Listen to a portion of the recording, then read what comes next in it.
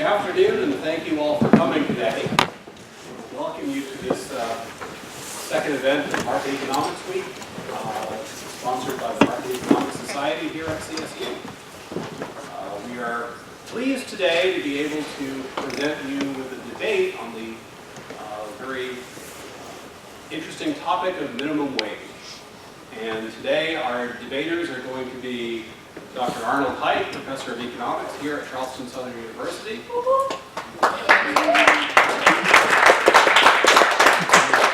And Mr. Michael Wukela, Director of Progress South and former advisor to the Mayor Steve Benjamin of Columbia. So I'm going to hand the floor over to Dr. Hite, who's going to give us the first introduction.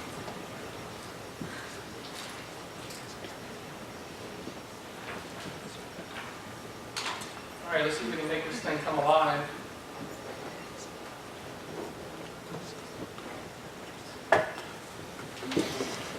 No, I can't.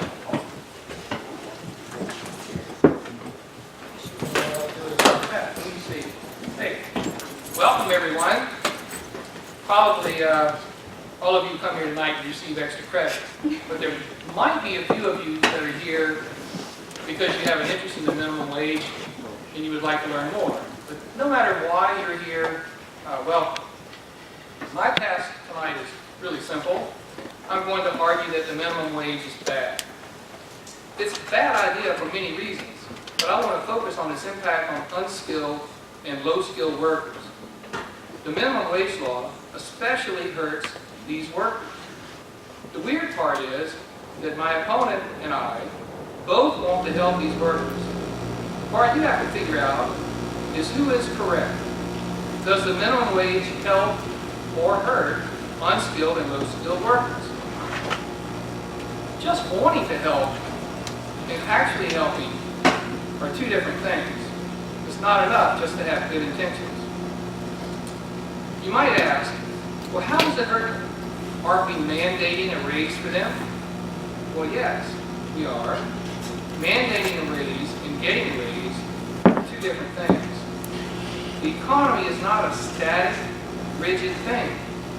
Good people who favor the minimum wage think of the economy like this. They think that there are X number of unskilled jobs and that there are Y number of unskilled workers. For them, these good people, it's just a fact of life that X is less than Y. For them, it's just a fact of life that there will be horrific unemployment for unskilled and low-skilled workers. For them, raising the wage of unskilled workers has no impact on the values of X and Y. The lucky workers who have jobs will get raises. For them, the unlucky workers who are out of work are no worse off. They'll say things like this: this isn't enough. $7.25 isn't enough. No one can live on such a small amount. Workers deserve a living wage. And this idea of a living wage gets a lot of press, and hopefully I can come back to that in my rebuttal. This is a quote: honest work should be rewarded with honest wages. This is from President Obama. And I agree, honest work should be rewarded with honest wages. But we probably disagree on what honest wages are. People who are in favor of raising the minimum wage have kind of a caricature image of what corporate America looks like. They see it kind of like this. How can we get this light out?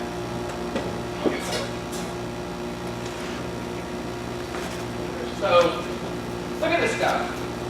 He's got this weird grimace on his face. He's fat. He's got this weird suit that you can't quite see from his projection. All right. He's holding a champagne bottle here. He doesn't care about these poor workers down here. He could easily get each of these poor workers that you see in this cartoon $1,000, and he'd be no worse off. Some of them think like this: whoa, worker power, right? Let's raise the minimum wage to $1,000 an hour now, something like that. Stick it to the man. Or maybe like this, might be your grandmother, right? Look at this nice lady. I think she sits in front of me in church. So, you know, she wants to help those unskilled workers. She doesn't want to make their lives worse. She's more like this, yeah. Worker power, or maybe let's stick it to this guy, right? But again, good intentions aren't enough. When businesses are vilified, it's always done in the context of a corporation. You might be interested to know that most job growth comes from firms with less than 50 employees. These are small, or maybe you call them medium-sized firms, but firms like this aren't so faceless. Now, I want to show you how economics presents the case of minimum wage. We would start with the idea that the economy is not a rigid thing. It's not like there's X number of jobs and Y number of workers. It's more like this. There is a market for unskilled workers. There is a demand curve for these workers. And on this demand curve are employers. When the wage is high, they're not too keen to hire many of these workers, and they will search for alternative ways to get the job done. Maybe with machines, or maybe with skilled workers with machines. But when the wage is low, unskilled workers become really attractive. There is a supply curve for unskilled workers. These are human beings who are looking for work. They just happen to have low job skills. When the wage rate is really low, they have better alternatives other places. They will stay at home, go to school maybe, raise children maybe, work for themselves. But when the wage rate is really high, lots of them will be enticed to join the labor market. Through the interactions of these hundreds of thousands of potential employers and potential workers, there is a kind of an equilibrium that's established. In economics, we would call it the equilibrium wage and the equilibrium quantity. What the minimum wage does is it distorts this equilibrium by forcing this wage up. So when the wage is driven up, it has an impact in the system. Remember, the economy is not a rigid thing. Every action has a reaction. At this higher wage, the quantity demanded of unskilled workers will fall. So this little number right here is the number of unskilled jobs that are now available at the higher wage. At the same time, the number of unskilled workers who have entered the job market is higher because they're enticed by the higher wage. The difference between these two numbers, the quantity supplied and the quantity demanded, is this new unemployment of unskilled workers. A minimum wage law hurts these unskilled and low-skilled workers because it prices them out of the market. It places them at an economic disadvantage because they're prevented from contracting for a wage that will gain them employment. Valuable work experience and opportunity to show an employer that they're worth the risk of training and promotion, none of these things are available to them. They're already disadvantaged because their skill set is low. Imagine what would happen if they could go to a potential employer and say, give me a chance. I'll work for a low wage. You train me, I'll gain skills, become more productive, you can pay me more later. Think about it. How is this different from the contract that many of you are going to make in the next 2 years for an internship, paid or unpaid? An unpaid internship is a wage of zero. Technically, it violates the minimum wage. Maybe it should be illegal for you to do an internship. Now, this is bad enough, but it's not everything. So I'm asking, what is the minimum wage of an unemployed worker? Well, I would claim that the minimum wage of an unemployed worker is zero. But there's more subtle things that are going on that maybe you haven't thought about. For example, it causes unemployment in the poorest and most desperate sector of the labor force, that was covered. But also, employers will reduce other kinds of compensation. A lot of people don't think about this, But the wage package is more than just the wage. It's your working conditions, right? So here's a few things that are kind of obvious when you think about them. The employer could opt to save a little money if they had to pay the higher wage by offering less flexible work schedule, more demanding work conditions or work pace, less eagerness to give an untested young worker a chance, and more eagerness to dismiss a worker who makes a mistake or two in the first few weeks. Employers will also search more diligently for substitutes for unskilled labor. You need to take a minute and think about what are substitutes for unskilled labor. I don't have any images of this, but a lot of you know that there's machinery, automated machinery, semi-automated machinery run by skilled workers are all good substitutes for unskilled labor. The minimum, this is a quote from Don Boudreaux, a famous economist at George Mason. The minimum wage, quote, cruelly condemns many low-skilled workers indefinitely into the ranks of the unemployed. Now, I made this point earlier about it causes unemployment in the poorest, most desperate sector of the labor force, but we haven't used any numbers yet. So do you know, what is the unemployment rate currently? I looked yesterday. And the unemployment rate in the last quarter of 2015 was 4.9%. That's a pretty good number. It's been lower, but it's been a lot higher too. That's a decent number. But if you search for the unemployment rate for 16 to 19-year-old males, which is the best guess I could get of an unskilled, low-skilled worker, the unemployment rate was just under 20%, about 4 times higher. So, there are a few other problems that I might wait and do in my rebuttal. I do have this, well, I'll leave this funny cartoon for later too. So, I'll stop here and I'll give Michael an opportunity. And you don't need this. So, if I can find a way to turn it on.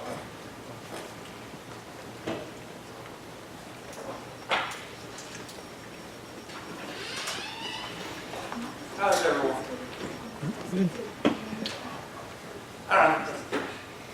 I have some facts, though. For instance, right here in South Carolina, over 843,000 South Carolinians are living in poverty. The average wage for top 1% wage earners here in South Carolina is $725,000 a year. The average wage for the other 9% is about $35,000. The largest gap since the Great Depression. See this all over the nation. We're talking about minimum wage because this is the issue. It's the issue of this generation. And it's the reason why you keep hearing the phrase, all around America, families are working too hard for too little. I bet you've heard it 1,000 times. You've heard it from every single presidential candidate. The reason they've said it is because it's true. Because too many of our families are working 40, 50, 60, 80 hours a week just to pay the rent. We have vastly different ways to combat this problem. But the first part, any solution, is raising the minimum wage. It's really very simple. A person making minimum wage in South Carolina has to work 2 full-time jobs, 80 hours a week, just to be able to afford the rent on an average one-bedroom apartment. Minimum wage, you can work a year at minimum wage, 365 days, and you won't even be able to afford from that annual salary 2 semesters tuition right here. So this theory that somehow young people are working their way through college and minimum wage jobs, it's just not true. Matter of fact, what we see is that 86% of people working in minimum wage jobs are 20 year old. The vast majority of them are 25. Now we get to the real issue. Why not? Why not raise them? Because everybody wants a raise. 1 out of every 3 jobs in South Carolina makes under $25,000 a year. And raising the minimum wage to $15 an hour. Though I'm not suggesting we do that, there's a middle ground there, 10 an hour with it tied to inflation.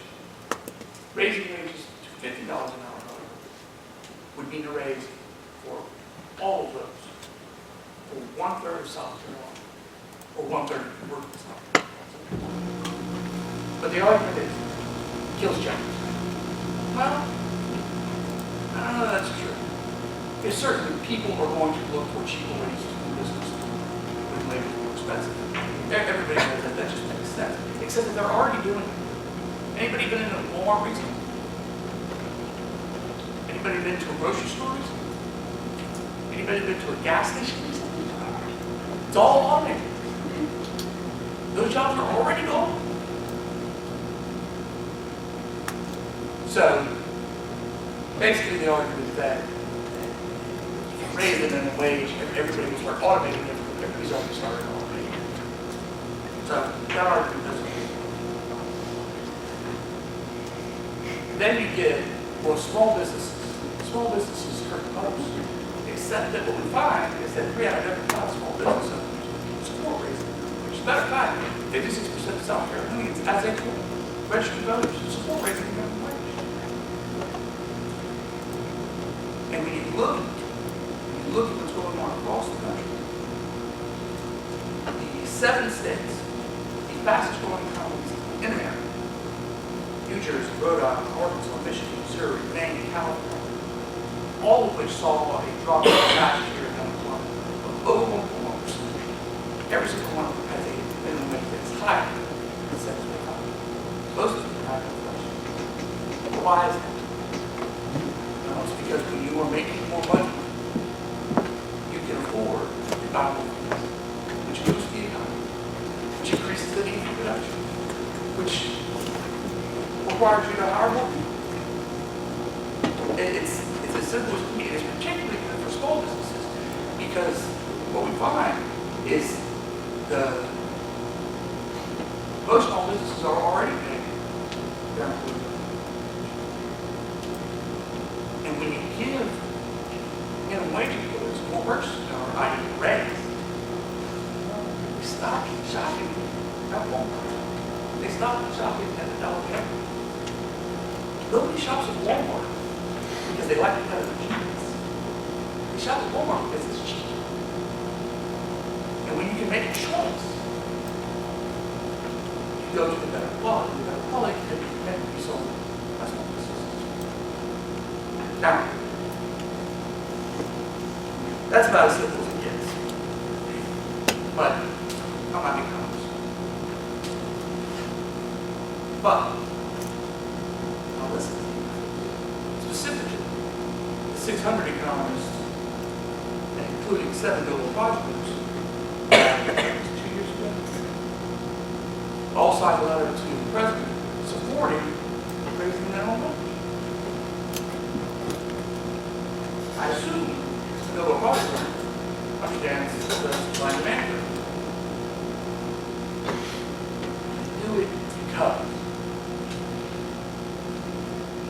if you want to build an economy based on work, if you believe that you should get an honest day's pay for an honest day's work, then you have to pay labor. Wage labor. It's that simple. Nothing else makes sense. Nothing else works. Anything else gets us to where we are right now, which is the largest global business.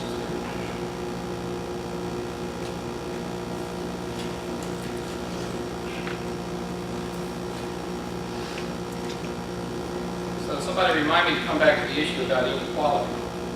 I want to start with what determines a wage?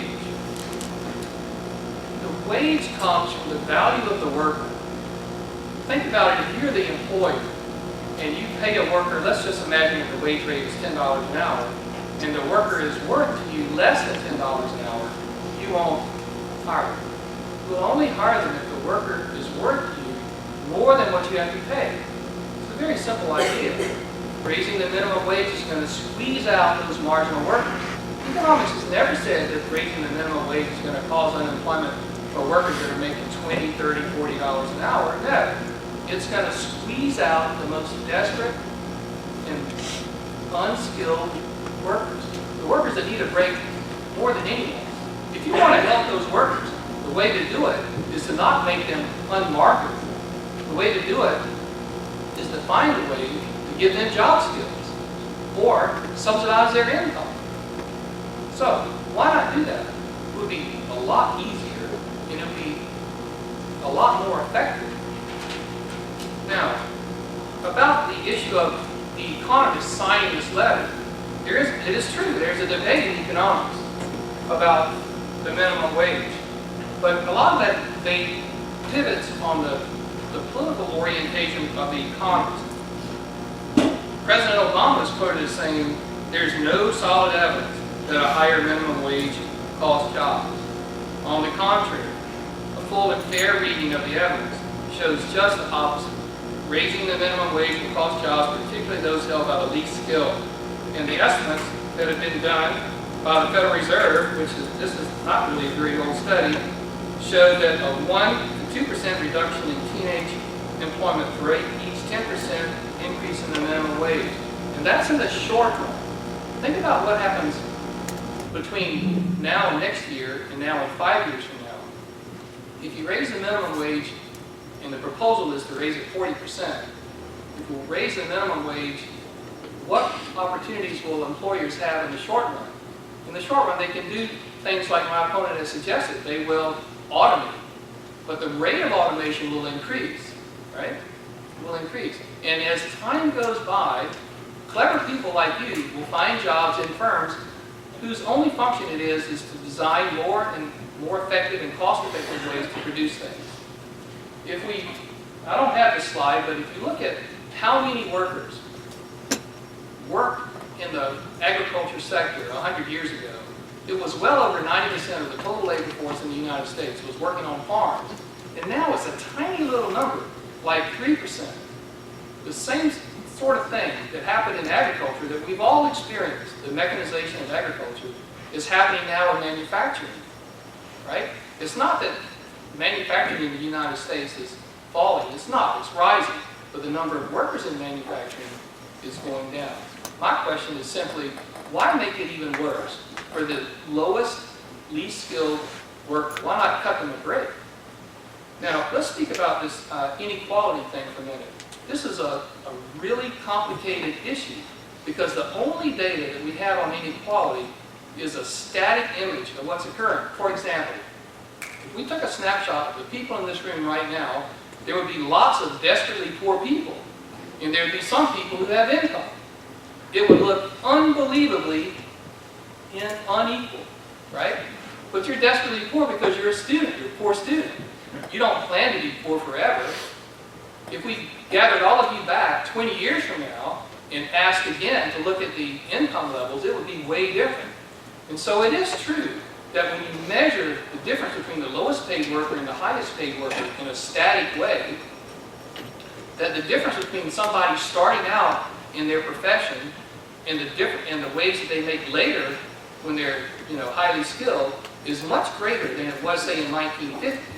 When in 1950 you got a job out of high school working on the assembly line someplace and you worked there until you retired. Now you're trained and retrained again. Your skill set gets greater and greater and greater. How much time do I have? So I heard it mentioned that, well, maybe raise the minimum wage to $15 an hour, but I'm not advocating that. Well, why not? If $10 an hour is a good wage, wouldn't 15 be better? Why not 20? Why not go ahead and calculate what it would really take for a family of four with one wage earner to have live in a 2-bedroom house and pay college tuition for one of those, why not work that out and make that be the minimum wage? Nobody is suggesting that because everybody would then agree that it would be devastating to the poorest, least skilled workers. What we're really arguing about is the magnitude. Are we going to raise the minimum wage 40% or 100%? I say it's, at its very essence, even standing outside of economics, it's an immoral thing to restrict a person from freely contracting with someone else. If you have your own business, say you had your own business, you'd be okay in the first year or two making hardly any money, working long hours, wouldn't you? Because you have this beautiful dream about how your business is going to be successful. But we can't have that option for workers because there's a law that says it's illegal. If a worker came to me and said, hey, listen, help me learn some computer skills, and I'll help you grade your test or something. I say, well, I can't pay you much. I'll pay you, $7 an hour. The worker said, that's okay. You pay me $7 an hour, and I get these job skills, and I'll do something better later. I can't do that. It's illegal. Why should that be illegal? Is it a free country or not? Why should the use of force have this? Why can't an individual make their own decision about what's best for them? Why should I have to allow someone else to say what I can do? Even though they might think they're doing me a favor, I don't think they are. All right. Really? Why are there laws that restrict that? Why can't you make a decision to pay somebody who's willing to work on the side $7 an hour? I tell you, why can't you make a decision to pay a 10-year-old child to rent his house? Because there are laws that restrict child labor. Because there are laws that restrict bottoming out the economy, going to the lowest denominator. And those laws are there because of the unfair and disgusting labor practices of the last century, actually the century before that. And I love the way you put it, freely contracting. Why can't you freely contract with people? Well, in this state, you can because we're a right-to-work state and an at-will state. You know what an at-will? You know what at-will means? It means that your boss can fire you for any reason or no reason at all. Doesn't like the way you look, fire.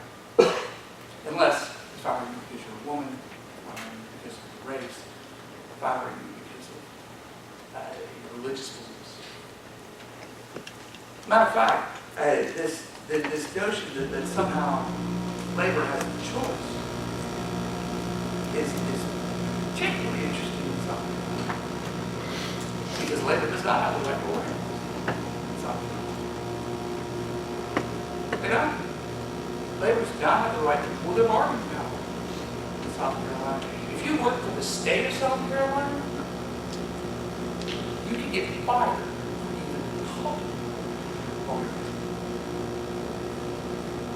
You can't get fired for attending a KKK meeting, but you can get fired for calling overtime. So if you're going to restrict labor's right to negotiate, to determine our own wage, then you have to step up and put in. You cannot be paid less than this. Because to do otherwise is to raise the bar, is to become well-armed. And that ain't good for anybody. Particularly it's good for you.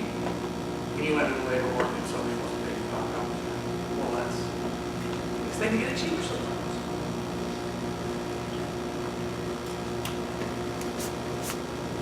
And then the other point that you raised, that I agree with, like, that if we want people to be able to lift themselves out of poverty, we have to work on jobs. We have to give them the skills to participate in the economy, and absolutely agree with what we do. There are lots of programs that do that. We should do more of it. But when you work 80 hours a week, you should do it right.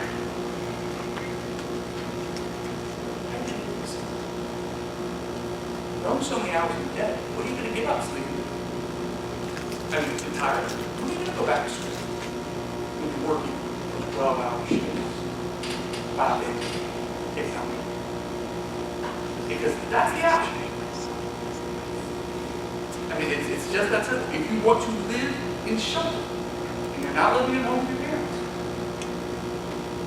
then you have to work minimum 80 hours a week. And there's no mobility when you're at that. That's why we're seeing increasing we're staying in them for 3 years, increasingly so. Because they can't get another job anywhere else. They can't get another job anywhere else. They can't get the skills they need to get the job anywhere else. And when you're working 2 full-time jobs, and you're driving to raise a family, how's that? Say, I met a woman just recently named Chicago Board. Very nice lady. Her husband had a good paying job at a mill and got laid off. So he went to work and wasn't making nearly enough to support him, her, and their 3 children. So she did what every conservative American does: go out and get a job. So she went out and got a job. The job paid minimum wage. And she worked 2 days before she left. Because real quickly she realized that even if she got every dollar of her salary, nothing would take her. The cost of child care was more than her annual salary.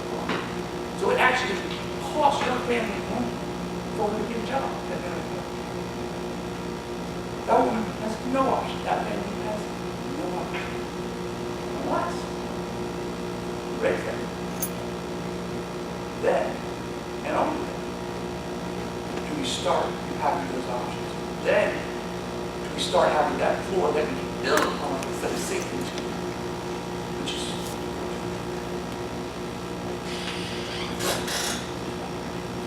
Thank you both very much. And that ends our formal presentation. I want to ask you to thank our guests.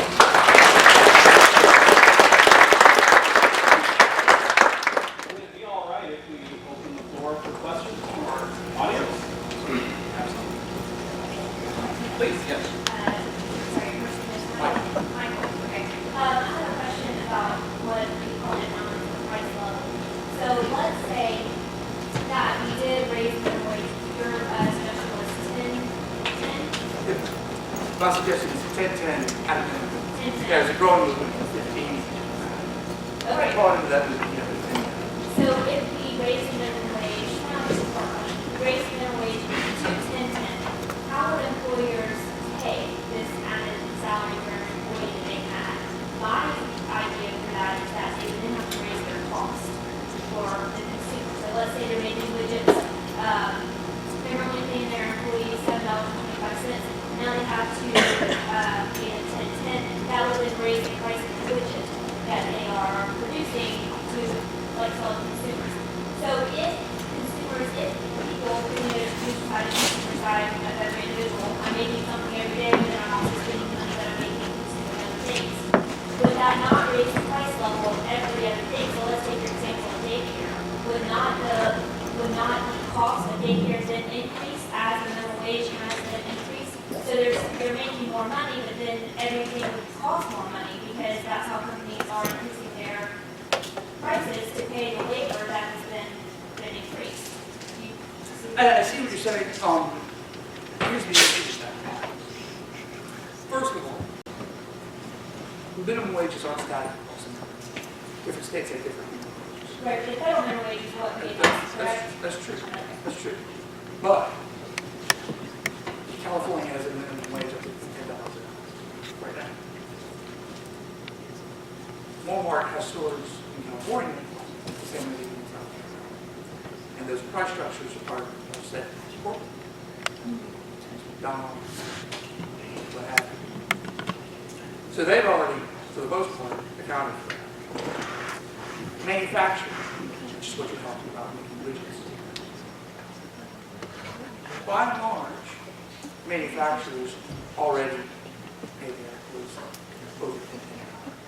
So marginally effective, if at all. So what we're talking about is service industry jobs. We're talking about restaurants and hotels.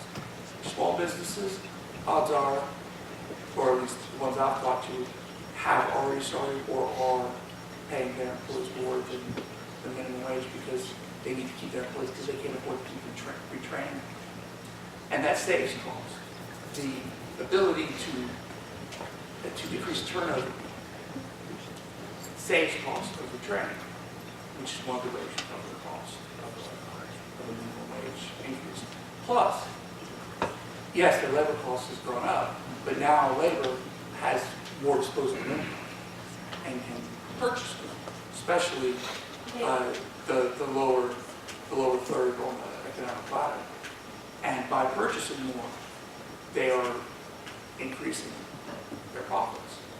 So that counteracts that as well. That is by no means necessary or a foregone conclusion that prices go up as wages go up. And even if that is the case, we're seeing prices go up anyway without the increase in wages. Thank you. Let's take another question. So basically you're saying that if wages are rising, they can buy more, right? So if I make $7.25 here in South Carolina, at whatever job in St. Thomas, now I go to California, I'm still making $7.25 for some odd reason. The minimum wage is $10 there, but their products are a lot higher. Like, I know for a fact that milk would be more expensive, and so with other, just regular products, they're more expensive. It's not the same, there's no unilateral price here. So you raise the minimum wage, but prices for other products would raise also. And in the short term, yes, I would get more money, and I can buy more, but those prices, those items I'm buying, are going to go up, because if they're raised in all sectors, like you're saying, those prices are also going to go up, they'll be in the long term. So it's going to equal out eventually. And then also, the minimum wage started out as nothing, and way back there was no minimum wage, right? So it continuously be raised, and now we're having a discussion about it, but the discussion of minimum wage has been around for years. It's just different wages each time. So it's just going to continuously be raised, where there's no point of raising it. And eventually you will have $100 minimum wage, because that's just what keeps getting raised to. Well, there's two things. First of all, the prices across the country have tied to a number of different things, not just wages.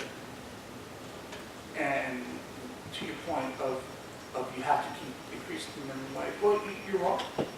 You do. You have to tie the minimum wage to inflation, which my understanding is the current proposals are. They're tied to inflation. The minimum wage will increase naturally as inflation increases. Inflation doesn't always increase. If there are times that it decreases, not often, but it happens. So you're right that you would have to keep raising the minimum wage, but you tie it to inflation. So the effect on what would effectively happen is the buying power of the minimum wage would remain. But if it's not tied to inflation, and you have buying power, you're just raising, it's going to go down. I don't. Tying it to inflation, say inflation does go, let's just say 100,000%, like Weimar Republic after World War I. Then he having $100 minimum wage on gallon milk costs 1 million marks or dollars or whatever, it doesn't matter. It becomes relevant with your time with inflation. But if you raise it, if inflation does go up, you do have that. But inflation is good and bad at the same time. So it wouldn't be good because then if inflation does decrease, then the prices don't. Because it's not always hand in hand. Inflation is hand with prices. You're right, but I'm particularly worried about us seeing the kind of inflation that's on the bottom. Let me let Dr. Hite make a brief comment on a couple other questions. Yeah, just briefly, I want to weigh in on this. It's true that the cost is different in every state. In some states, the cost of living is really high. In other states, the cost of living is really low. I'm sure you know that South Carolina is a low-cost state. And so it seems kind of odd that you would want to mandate a federal law setting a wage rate all across the country. A wage rate that would have very little impact in states where the wages are already very high, would have tremendous impact in the states where it's low.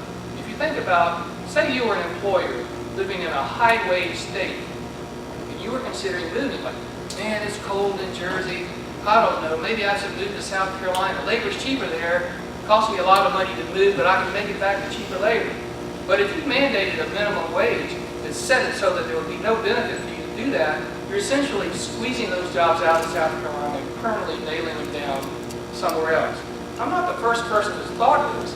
Back in the 20s when the textile industry was in New England, it was the senators from those states who were mandating higher and higher minimum wage laws to try to keep the textile industry from migrating to South Carolina. When I was your age, the textile industry had migrated here, and Greenville was the textile center of the world. Now, of course, it's like in the Far East someplace, and of course our senators here tried to keep them from moving out. But they moved to lower wages, they moved to places where the wage was lower. Saw some other questions back there, yes? So, to the cost of living, state by state, sort of to bounce off of what he said, the cost of living in California, where the minimum wage is $10 an hour, is 256% higher than it is in South Carolina. So how do you expect that an increase of the minimum wage by 50 to 60% would do anything to make up the difference of 256% higher cost of living? Well, I don't have to. They're sick. Because at the end of the day, yeah, you're right. The cost of living is much higher, which means $7.25 is really achievable. But again, we're seeing California over the past year, $10 an hour, it was increasing the minimum wage to $10 an hour. Last year they saw a decrease of 1.1%. Better than South Carolina.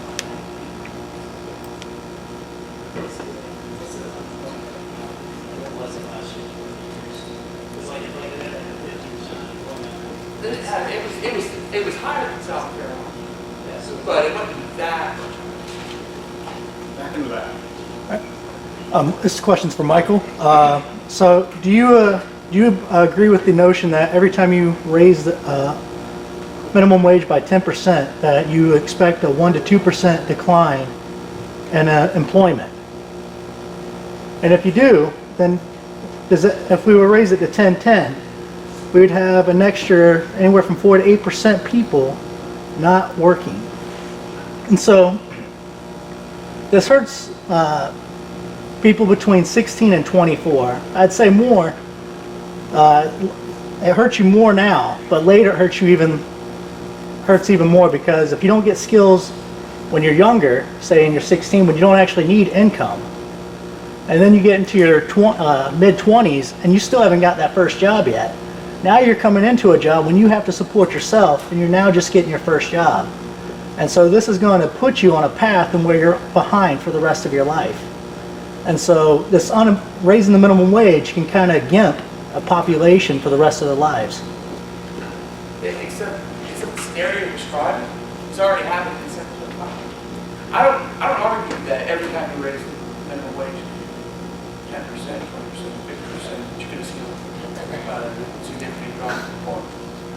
I'm arguing that when you raise the minimum wage to a reasonable wage, then what you do see is closing the wealth gap, which is more important because it allows people to support themselves even at a minimum wage job. And what you're talking about, the decrease in unemployment, 60 to 25%, you go talk to cities across South Carolina, a number of them have instituted new programs to incentivize and subsidize creating summer jobs for high school kids, etc. The reason they're doing that is because those jobs are disappearing anyway. The scenarios you're describing are already there, so we might as well get the money. We might as well raise the wage. Why not 35 an hour? I mean, who decides what is reasonable? Like the idea of who decides what's reasonable? Why 10-10? Why not 25? Why not 35 an hour? 10-10, your answer there is because if the minimum wage had kept pace with inflation since its creation, it would be 10-10. In fact, I think it'd be a little higher than 10-25. But who decided that that was the minimum wage? That is exactly what minimum wage should be. Like, why that level? Because that is a level that you can support yourself. That is a level that you can feed your family. Or at least it was then. So,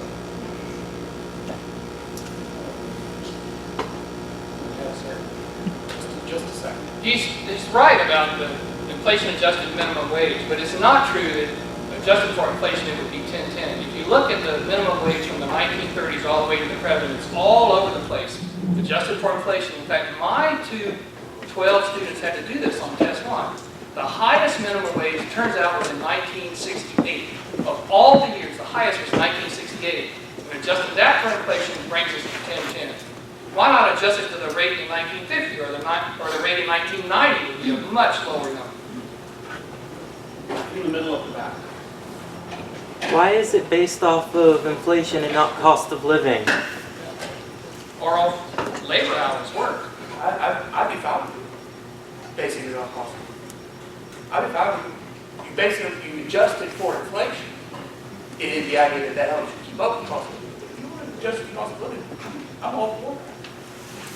The point is giving labor more buying power. No? Yes, sir. You keep on using, both of you keep on using unemployment numbers. Can you please convert those?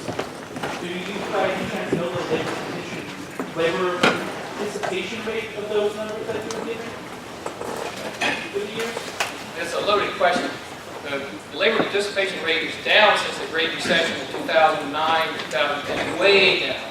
It's really quite dramatic. So he's right. The unemployment rate is a bogus number about what's really going on. There's lots and lots of people who are just so discouraged that they don't search anymore. And once you stop searching, you become invisible to the statistics. All right, one last question. You said how raising it would hurt, or raising it would help the unskilled workers. Doesn't raising the minimum wage hurt the business owners who may have to pay maybe 2 employees now to make up for putting down for less? So like if I don't have minimum wage, I can pay someone $600 an hour and I'm not expecting as much from them. So I can, do 2 people for that price. Instead of having to do 2 people at $10 an hour. Yeah, you could probably also, make children. But you make a moral judgment with our labor laws. That there are certain things that we're not going to do because they're not in our best interest as a society.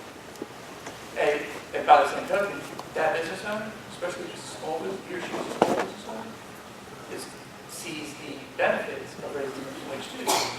People buy more products. That's not necessarily true, because in Seattle, the Restaurant Association, when they raised it to $15, the mayor said, we want $15 an hour for restaurant workers. The Restaurant Associations told them, you're going to kill jobs. In reality, they realized all the jobs were killed. It helped in the short run, but it closed so many restaurants that the waiters, the cooks, they all lost their jobs. Now everybody's suffering because some politician thought it was going to be good for everybody to feel good about a big raise. In actuality, it killed the jobs, and more people are hurting from that.